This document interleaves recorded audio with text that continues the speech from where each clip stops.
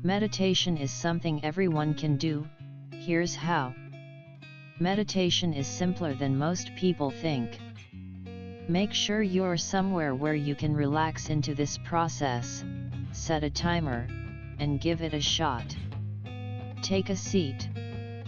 Find a place to sit that feels calm and quiet to you. Set a time limit. If you're just beginning, it can help to choose a short time, such as 5 or 10 minutes. Notice your body. You can sit in a chair with your feet on the floor, you can sit loosely cross-legged, or you can kneel. Just make sure you are stable and in a position you can stay in for a while. Close your eyes and feel your breath. Follow the sensation of your breath as it goes in and as it goes out. Notice when your mind has wandered.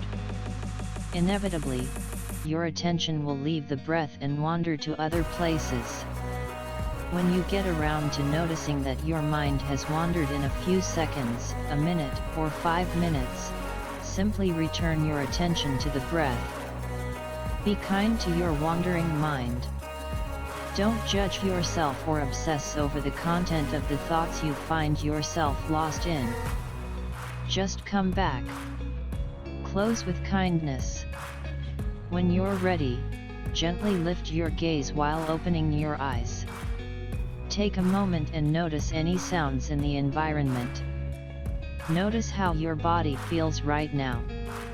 Notice your thoughts and emotions. That's it.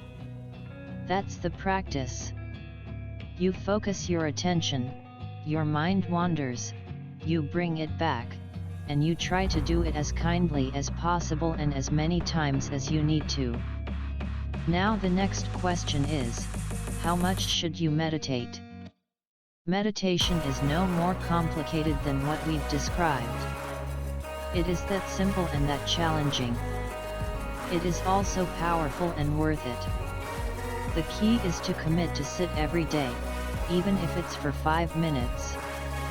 Recent research has discovered that 12 minutes of meditation, 5 days a week, can protect and strengthen your ability to pay attention.